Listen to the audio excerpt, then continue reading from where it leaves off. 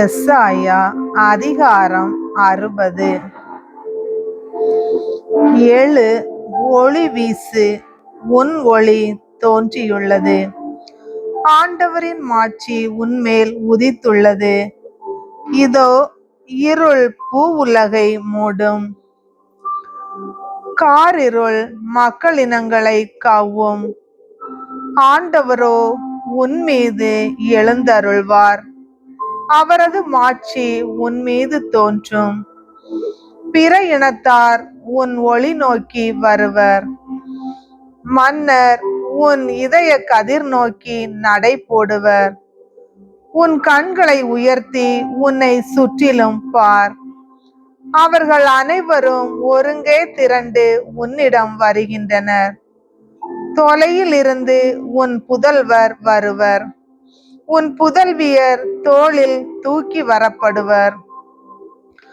அப்பொழுது நீ அதை கண்டு அகமகிழ்வாய். உன் இதயம் வியந்து விம்மும். கடலின் திரள் செல்வம் உன்னிடம் கொணரப்படும். பிற இனத்தாரின் சொத்துகள் உன்னை வந்தடையும். ஒட்டகங்களின் பெருந்திரள் உன்னை நிரப்பும். மிதியான், ஏப்பாகு ஆகியவற்றின் இளம் ஒட்டகங்களும் வந்து சேரும். சேபா நாட்டினர் யாவரும் பொன் நறுமண பொருள் ஏந்தி வருவர். அவர்கள் ஆண்டவரின் புகழை எடுத்துரைப்பர். கேதாரின் ஆட்டு மந்தைகள் அனைத்தும் உன்னிடம் ஒருங்கே சேர்க்கப்படும். நெபயோத்தின் கிடாய்கள் உனக்கு பணிவிடை செய்யும். எனக்கு உகந்தவையாக அவை என் பீடத்திற்கு வரும்.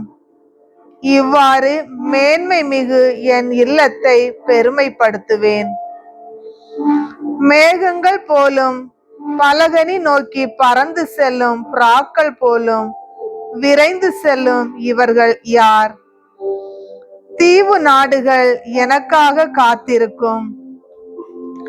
இஸ்ரேலின் தூயவரும் உன் கடவுளுமான ஆண்டவரின் பெயரை முன்னிட்டு உன் பிள்ளைகளை தொலையில் இருந்து ஏற்றி வரவும், வெள்ளியையும் பொன்னையும் அவர்களுடன் எடுத்து வரவும் தர்சீசின் வணிக கப்பல்கள் முன்னிலையில் நிற்கும்.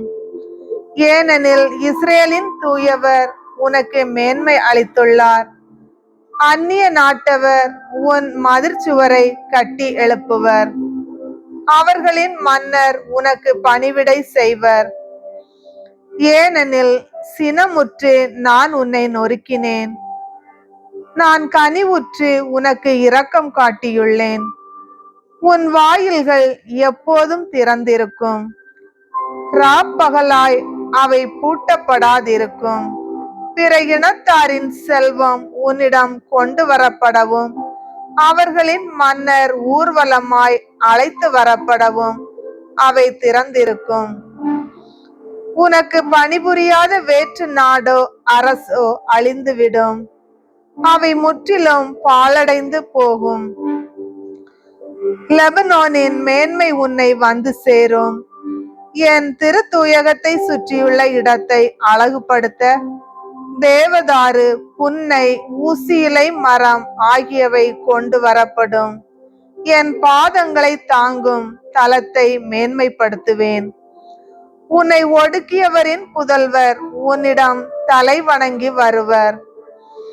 உன்னை அவமதித்தவர் அனைவரும் உன் காலடியில் பணிந்து வீழ்வர்.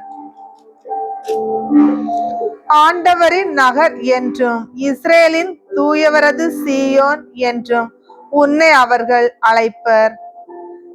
நீ கை நெகிழப்பட்டு வெறுத்து ஒதுக்கப்பட்டாய். உன் வழியே எவரும் பயணம் செய்யவில்லை. நானோ உன்னை என்றென்றும் பெருமைப்படுத்துவேன். தலைமுறை தோறும் மகிழ்ச்சிக்கு உரியவன் ஆக்குவேன். நீ பிற இனத்தாரின் பாலை பருகுவாய். மன்னர்களின் மார்பிலிருந்து பாலை உறிஞ்சுவாய். ஆண்டவராகிய நானே உனக்கு விடுதலை அளிப்பவர் என்றும், யாக்கோபின் வல்லவரே உன்னை மீட்பவர் என்றும் நீ அறிந்து கொள்வாய். வெண்கலத்திற்கு பதிலாய் பொன்னையும், இரும்பிற்கு பதிலாய் வெள்ளியையும், மரத்திற்கு பதிலாய் வெண்கலத்தையும், கற்களுக்கு பதிலாய் இரும்பையும் கொண்டு வருவேன். உங்கள் கண்காணியாய் சமாதானத்தையும், உங்களை வேலை வாங்குமாறு நேர்மையையும் நியமிப்பேன். உன் நாட்டில் வன்முறை பற்றியும், உன் எல்லை பகுதிகளுக்குள் பாழாக்கலும் அழித்தலும் பற்றியும் இனி எந்த பேச்சும் எழாது. உன் மதில்களை விடுதலை என்னும், உன் வாயில்களை புகழ்ச்சி என்றும் அழைப்பாய். கதிரவன் உனக்கு இனி பகலில் ஒளி தர வேண்டாம், பால் நிலவும் உனக்கு ஒளி வீச வேண்டாம். ஆண்டவரே இனி உனக்கு முடிவிலா பேரொளி. உன் கடவுளே இனி உனக்கு மேன்மை. உன் கதிரவன் ஒருபோதும் மறையான், உன் நிலா இனி தேய்ந்து போகாள். ஆண்டவரே உனக்கு என்றுமுள்ள ஒளியாக இருப்பார். உன் கண்ணீரின் நாள்கள் ஒளிந்து போம். உன் மக்கள் அனைவரும் நேர்மையாளராய் இருப்பர். அவர்கள் நாட்டை என்றென்றும் உரிமையாக்கி கொள்வர். நான் மாட்சி அடையுமாறு நட்டு வைத்த மரக்கிளை அவர்கள். என் கை வேலைப்பாடும் அவர்களே. அவர்களுள் சிறியவர் 1000 பெருகுவர். அற்பரும் ஆற்றல் மிகு மக்கள் இனமாவார். நானே ஆண்டவர், ஏற்ற காலத்தில் இதை நான் விரைவாய் செய்து முடிப்பேன்.